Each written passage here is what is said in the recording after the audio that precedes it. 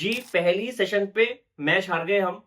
ऋषभ पंत और नीतीश कुमार रेड्डी पे थोड़ा बहुत भरोसा था कि कुछ कर लेंगे, शायद 120 130 का टारगेट दे दे, लेकिन कुछ हुआ ही नहीं है। और इस 5 विकेट का मैं क्या ही एनालिसिस करूं। एक काम करते हैं, पूरे मैच पे हमसे जो गलती हुआ है और सेम चीज ऑस्ट्रेलिया ने क्या डिफरेंट किया हमसे, उस पर बात करते। शुरू करते जहां पे हमने कल छोड़ा था कि एक बॉल होता है, in swing, out swing, slower ones, yorker, good length का बॉल, ये सब छोड़ के भी एक बॉल होता है बाउंसर, जो आप कभी भी डाल सकते हो, कहीं भी डाल सकते हो, कोई भी पेस से डाल सकते हो।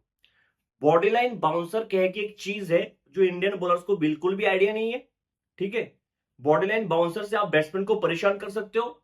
आप उनको सोचने में मजबूर कर सकते हो कि अगला बॉल क्या होगा, मेरा बॉडी वेट पीछे रहना चाहिए कि सामने जाना चाहिए। उनको थोड़ा सा ऐसे डिफेंसिव मोड पे भेजो कि क्या मेरे चेस्ट पे लगेगा, मेरे नेक पे लगेगा, मेरे हेलमेट पे लगेगा, क्या मैं इंजर्ड हो जाऊंगा, वो डर क्रिएट करो। ऐसा एक बाउंसर पूरे मैच पे, पहला इनिंग्स सेकंड इनिंग्स मिला के, क्या इंडिया के बॉलर्स ने एक भी डाला है? एक एक भी नहीं। क्या आपके शोल्डर में दम नहीं है? मुझे नहीं पता। क्या आप टायर्ड हो, इंजर्ड हो, क्या है मुझे नहीं पता। या फिर आपने कभी सुना ही नहीं कि बॉडी लाइन बाउंसर भी एक चीज है। एक बाउंसर नहीं डाला। आप एक चीज देखो, एक वर्ड है जो मैं यूज नहीं करना चाहता था, और लेकिन उस वर्ड को छोड़ के मेरे पास कोई और ऑल्टरनेटिव वर्ड भी नहीं है मैं यूज करूं। स्टूपिडिटी एक चीज होता है, स्टूपिडिटी। आप एक चीज याद करो, जो मैच स्टार्ट हुआ था first day, last session batting कर रहा था ऑस्ट्रेलिया, लास्ट सेशन पे, ठीक है, पहले दिन का थर्ड सेशन, लाबुशेन और मैक्सवेल बैटिंग कर रहा था। आप सबको पता है पिंक बॉल में सबसे डिफिकल्ट टाइम होता है बैटिंग करने के लिए, न्यू बॉल के साथ रात को खेलना अंडर लाइट सबसे डिफिकल्ट होता है। उधर दोनों बैट्समैन लाबुशेन और मैक्सवेल बैटिंग करता है। ऑस्ट्रेलिया का स्कोर होता है 86 फॉर 1। और हमने क्या कहा था, हमने नहीं, सबने कहा, दुनिया ने कहा कि इंडियन बॉलर्स के बॉल स्टंप पे फिनिश नहीं हो रहा था। ज्यादा से ज्यादा बॉल शॉर्ट बॉल था, लेंथ शॉर्ट था, स्टंप पे बॉल फिनिश नहीं हो रहा था। लाबुशेन और मैक्सवेल ने ज्यादा से ज्यादा बॉल को लीव किया है, बेहतरीन बैटिंग किया है, हमने बॉलिंग खराब किया। ये चीज हमने भी कहा था, सब पूरा दुनिया ने ये चीज कहा था। तो इंडियन बॉलर्स को भी ये पता लगा, इन्होंने इस चीज को रेक्टिफाई किया। जब सेकेंड डे पहला सेशन स्टार्ट हुआ, इन्होंने सोचा आज ज्यादा से ज्यादा बॉल स्टंप पे फिनिश होना चाहिए, तो इन्होंने फुलर लेंथ और गुड लेंथ पे डाला। लाबुशेन ने बहुत मारा, ट्रेविस ने धो धो के खत्म कर दिया चीज को। क्या आप बाउंसर डाल नहीं सकते थे? और इधर में सबसे ज्यादा ब्लेम तो मॉर्नी मॉर्कल को करता हूं। आप इतने बड़े बॉलर थे, आप इतना स्पेशलिस्ट थे बॉडी लाइन बाउंसर डालने में, आपने एक बार बॉलर से कन्वर्सेशन नहीं किया क्या कि ट्रेविस हेड का इतना बड़ा वीकनेस है बाउंसर, और ट्रेविस हेड को छोड़ो, स्टार्क को डालो ना, स्टार्क को ऊपर बॉल डालने मोहम्मद सिराज, वो भी 3 4 चौका लगा के गए। क्या आपके प्लान में नहीं होता कि बैट्समैन को इंजर्ड करूं, बैट्समैन को थोड़ा बैकफुट पे डाल दूं? ये भी एक प्लान का प्रोसेस होता ना। इधर ऑस्ट्रेलिया ने क्या डिफरेंट किया, एक चीज देखो, ऑस्ट्रेलिया का बॉलिंग मिक्सचर देखो। Starc fuller length good length पे डाल के विकेट लेते जा रहा है, उसको मूवमेंट मिल रहा है, बाहर भी बॉल हिल रहा है, अंदर भी बॉल हिल रहा है, वो अपना गुड लेंथ और फुलर लेंथ छोड़ नहीं रहा है। लेकिन पैट कमिंस क्या कर रहा है? पैट कमिंस बाउंसर पे बाउंसर डाल के विकेट ले रहा है। पहले इनिंग्स पे ऋषभ पंत को एक बाउंसर डाल के सरप्राइज कर दिया, ऋषभ पंत आउट। दूसरे इनिंग्स पे जो फर्स्ट विकेट था कल शाम का, केएल राहुल को बाउंसर पे आउट किया। आज सुबह अश्विन को बाउंसर पे आउट किया। नीतीश राणा बैटिंग करने आया, सीधा मारा, कैच था ट्रेविस हेड के शॉर्ट लेग पे, वो कैच छूट गया। फिर और एक बॉल मारा, नीतीश राणा के हेलमेट पे जाके गिरा। फिर नीतीश राणा बाउंसर पे आउट हुआ। जसप्रीत बुमराह बैटिंग करने आया, 3 बॉल, एक बॉल शायद हेलमेट पे लगा, 3 बॉल लगातार बाउंसर डाला है। नीतीश कुमार रेड्डी एक बाउंसर पे छक्का मारता है, फिर और एक शॉर्ट लेंथ का डिलीवरी, अपर कट खेलने का ट्राई करते हैं, उसने देखा नहीं कि वो थर्ड मैन को स्लिप के बीच में रख के थोड़ा आगे रखा है, उधर आउट हो गया, उसने शायद फील्डर को नोटिस नहीं किया। ये होता है स्ट्रेटेजी, होता है प्लान। कितने बॉल्स, कितने बाउंसर पे विकेट गए इंडिया के, देखो। जहां पे बॉल हिल रहा है, हम मूवमेंट ढूंढ रहे हैं, ये लोग बाउंसर में विकेट लेके जा रहे हैं। और जब मूवमेंट ढूंढना चाहिए था, जब आपके हाथ में न्यू बॉल था, अंडर द लाइट्स आप बॉल डाल रहे थे, जब आपको मूवमेंट ढूंढना चाहिए था, आप कर रहे थे short ball. First day third session, तब आपकी बॉल फुल लेंथ पे होना चाहिए था, गुड लेंथ पे होना चाहिए था, ताकि बॉल मूव करे, बैट्समैन शॉट खेले, आउट हो। लेकिन तब आपने किया शॉर्ट बॉल स्टंप के बाहर। जिस दिन आपको बाउंसर डालना चाहिए था, आपने क्या किया, आपने दिया बैट के नीचे बॉल, और लाबुशेन मारे जा रहे हैं, ट्रेविस हेड मारे जा रहा है। एक बाउंसर नहीं, जहां पे कमिंस बाउंसर पे बाउंसर, बाउंसर पे बाउंसर को विकेट ले जा रहा है। आपको याद होगा, शायद 1 महीना हो गया होगा कि मैंने बीजेटी का जो स्क्वाड रिव्यू किया था, मैंने एक चीज कहा था, शायद एंड पे कहा था कि ऑस्ट्रेलियन पेसर्स का हमेशा ये स्ट्रेटेजी का पार्ट होता है कि प्लेयर्स को इंजर्ड करो। आप जाके एक बार गूगल तो कर लो, मिचेल जॉनसन का करियर, उसने कितने बैट्समैन को इंजर्ड किया है। जोनाथन ट्रॉट जो अभी अफगानिस्तान के कोच है, उन्होंने क्रिकेट छोड़ दिया इंजरी की वजह से। उसके हेलमेट पे बॉल मार मार के जॉनसन ने खत्म कर दिया था। लास्ट ईयर बीजीटी में कितने बाउंसर मारा है हमारे बैट्समैन को। शमी का एल्बो तोड़ दिया था, पुजारा का पूरा बैक लाल कर दिया था बॉर्डरलाइन बाउंसर मार मार के। आपके पास एक बाउंसर नहीं है, ये स्टूपिडिटी नहीं है तो क्या है? आप मुझे ये बताओ ना। जिस दिन फुलर लेंथ पे डालना होता है, गुड लेंथ पे डालना होता है, उस दिन आप डाल रहे हो शॉर्ट बॉल। जिस दिन बाउंसर डालना होता है, आपके पास वो प्लानिंग, वो बॉल ही नहीं है। ऐसा कोई शोल्डर पे दम ही नहीं है कि एक बॉर्डरलाइन बाउंसर डालो। 120 की गति पे आउटसाइड ऑफ शॉर्ट बॉल डाल रहा है, आधे पिच का बॉल, जो बाउंसर नहीं है। तो ये तो हो गया बॉलिंग का डिफरेंस। आप कैप्टनसी पे आते हैं। कैप्टन का ये चीज है कि अगर टीम जीत रहा है, चाहे कैप्टन का कोई रोल नहीं था उस जीत पे, लेकिन पूरा का पूरा क्रेडिट कैप्टन को मिलता है। बहुत हद तक बहुत ज्यादा क्रेडिट मिलता है कैप्टन को। अगर हार रहा है, चाहे कैप्टन ने कुछ गलत नहीं किया, अगर आप हार रहे हो, फिर पूरा का पूरा ब्लेम कैप्टन को ही मिलता है। तो कैप्टनसी का ये बैड और गुड साइड तो है, हमेशा रहा है। मैंने रोहित शर्मा को बहुत डिफेंड किया है ना। जब क्रिटिसाइज करना था किया है, जब डिफेंड करना था बहुत डिफेंड किया है। मैंने ये भी कहा है कि हमेशा देश को ऊपर रखते हैं, खुद को, मतलब खुद के जो प्रायोरिटी होता है उसको बाद में रखता है। उन्होंने ओपनिंग पोजीशन छोड़ा केएल राहुल के लिए, सब तो ठीक है, लेकिन मैं कब तक डिफेंड कर पाऊंगा? कब तक? रोहित शर्मा को देख के लगता है इतना टायर्ड है, इतना थकेला लग रहा है। पूरा दिन कल ऐसे हाथ जोड़ के स्लिप पे खड़ा हुआ था, फर्स्ट स्लिप पे पूरा दिन। आप जाके हमारे यंग बॉलर से बात नहीं कर रहे हो कि आपको क्या चाहिए। जब आपको दिख रहा है कि हर्षित राणा गलत कर रहा है, उसका लिटरली सेकंड मैच है अपने करियर का, आप बातें नहीं कर रहे हो उससे कि वो कर लेगा, करने दो जो करना है। आपके पास कोई डिफरेंट प्लान ही नहीं था कि ट्रेविजन आया है, एक शॉर्ट लेग लगाता हूं, तो बाउंसर पे बाउंसर डाल, उधर से डीप में एक फील्डर लगाता हूं, थोड़ा आगे रखता हूं, पुल खेले तो आउट होगा। कोई प्लान था? आज इन्होंने नीतीश कुमार रेड्डी को कैसे आउट किया? आपने देखा फील्डर कहां पर रखा है? एक फील्डर आपने ऐसा लगाया पूरे मैच पे? कोई प्लान बी प्लान सी आपके पास है ही नहीं। आपके पास एक सिंपल प्लान है, वो है जसप्रीत बुमराह। कि नया बॉल होगा, जसप्रीत बुमराह के हाथ में दूंगा, वो सब कुछ करके देगा। फिर से सेकंड न्यू बॉल को वेट करूंगा, जसप्रीत बुमराह के हाथ में दूंगा, वो कुछ करके देगा। कुछ डिफरेंट स्ट्रेटेजी दिखाई नहीं है इस पूरे मैच पे, कुछ अलग करते हुए दिखाई नहीं है। मेरे पास कुछ तो हो डिफेंड करने के लिए। और रोहित शर्मा तो और भी काम डिफिकल्ट कर रहा है मेरा, कि बैट से भी रन नहीं आ रहा है। अगर बैट से रन आ रहा होता तो एटलीस्ट कुछ तो बोल पाता कि चलो कैप्टनसी तो गया, लेकिन बैटिंग से तो रन आ रहा है। बैटिंग भी नहीं हो रहा है आपका। अगर आपको पता है आपका फ्रंट फुट हिल नहीं रहा है पिछले कुछ सालों से, टेस्ट क्रिकेट में आपका फ्रंट फुट हिल ही नहीं रहा है, तो आप जाने दो, आप डिफेंसिव क्रिकेट छोड़ दो, आप अटैकिंग क्रिकेट ही खेलो। एटलीस्ट क्विक 30 क्विक 40 रन तो बना लो। 30-40 भी बहुत ज्यादा होगा। अगर हर एक बैट्समैन 30-40 बनाता, फिर भी हमारा स्कोर बहुत ज्यादा होता। आप वही जैक क्रॉली वाला चीज करो, टेक्निक जाए भाड़ में। शुरू में आके आपको ओपनिंग आना है तो आओ, आपको 6th नंबर पे आना है, 5th नंबर पे आना है, जहां पे आना है आओ। आप बॉल को मारो यार, आप अटैकिंग क्रिकेट ही खेलो। आपका डिफेंसिव गेम मुझे लगता है कि हो गया, खत्म हो गया। आप बड़े शॉट खेल के रन बनाओ। मैं तो ये भी नहीं कह सकता कि बेन डकट की तरह खेलो। बेन डकट पिछले 2 साल में इतना कंसिस्टेंट है, जहां पे जा रहा है वहां पे रन बना रहा है। आप जैक क्रॉली की तरह ही कर लो, 30-40 रन बना लो। 170 ये सब नहीं चाहिए हमें, बड़ा इनिंग्स नहीं चाहिए हमें। क्योंकि डिफेंसिव क्रिकेट में आप कभी भी कंफर्टेबल लगे ही नहीं हो पिछले कुछ टाइम से। आपका फ्रंट फुट हिल ही नहीं रहा है, आपका बॉडी वेट ट्रांसफर ही नहीं हो रहा है कहीं भी। बहुत खराब फॉर्म चल रहा है रोहित शर्मा का, बैटिंग से भी बहुत खराब फॉर्म। और बहुत इनएक्टिव लग रहा है, ऐसा बॉडी लैंग्वेज में लग ही नहीं रहा कि वो कॉन्फिडेंस है। कुछ भी नहीं है, कुछ डिफरेंट प्लान नहीं है, स्ट्रेटेजी नहीं है। आप बैट्समैन के बारे में क्या क्या ही बात करूं। जयसवाल को छोड़ देते, एक इनिंग्स उसने बेहतरीन खेला था। न्यू बॉल के अगेंस्ट खेलना बहुत डिफिकल्ट होता है।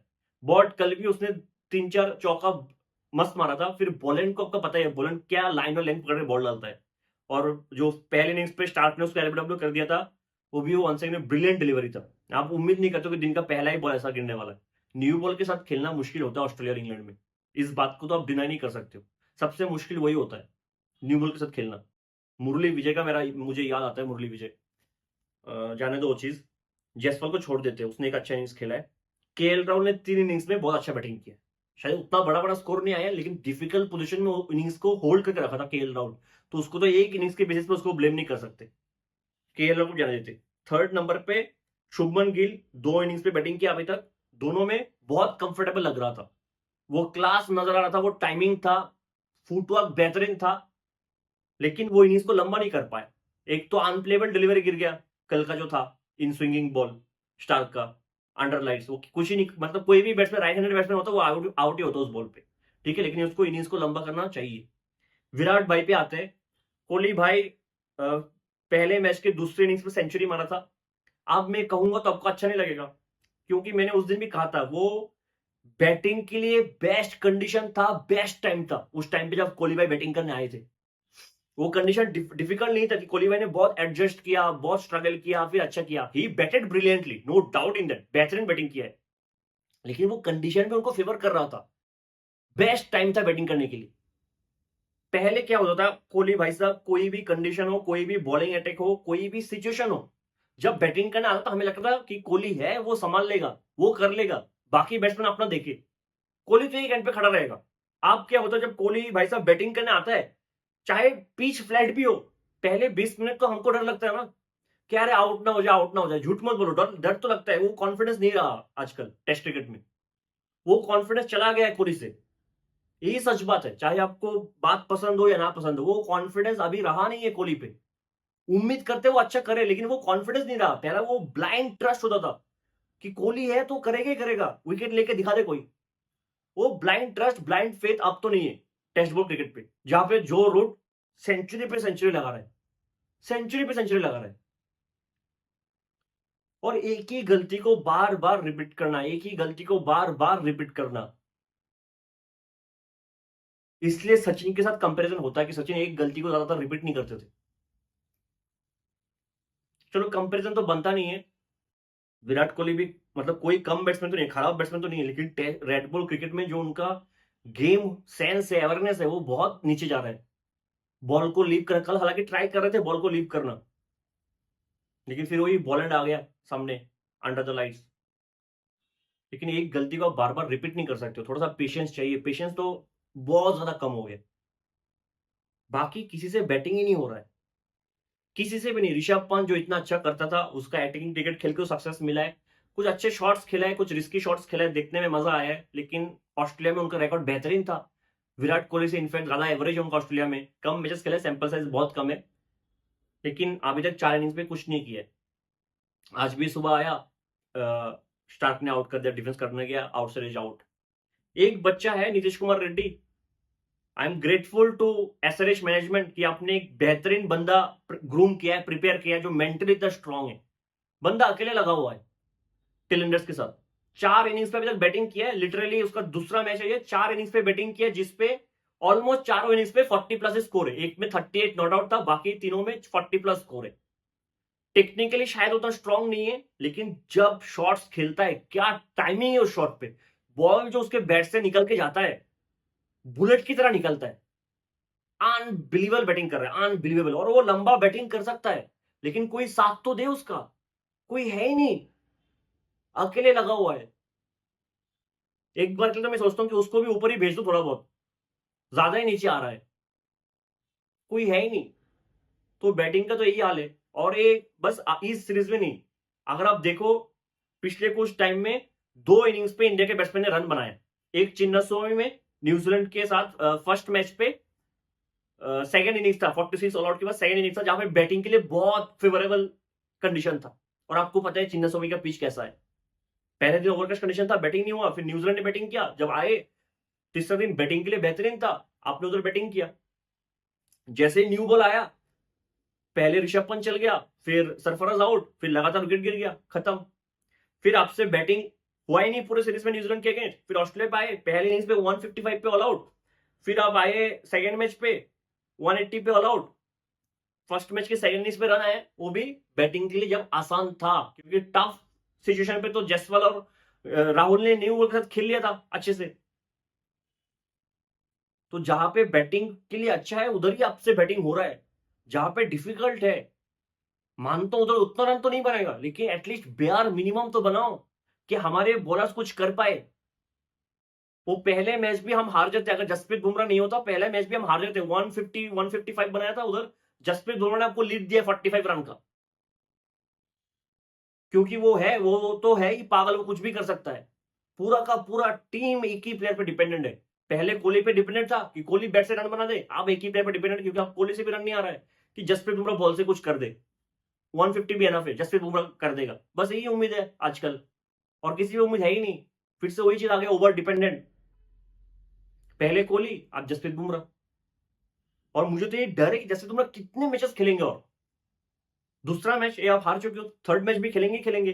कल जब सेकंड न्यू बॉल आया था, बुमराह का फर्स्ट ओवर था, न्यू बॉल सेकंड न्यू था, पहले ओवर था, थर्ड बॉल पे हैमस्ट्रिंग पकड़ के बैठ गया था, फट गया था ना आपका भी देख के। यही चीज मैं पहले दिन ही कह रहा था जब जसप्रीत बुमराह ने 21 स्पेल में 7 ओवर डाल दिया था, कि मेरा फट गया था कि एक ओवर पे बुमराह, एक स्पेल में बुमराह 7 ओवर डाल रहे हैं। रोहित शर्मा के पास एक ही स्ट्रेटेजी है, वो है बुमराह के लिए वेट करो, बुमराह को ही बॉल दो, जब जब नया बॉल हाथ में आएगा बुमराह को दे दो, बुमराह ही कुछ करके देगा, और कोई स्ट्रेटेजी है ही नहीं।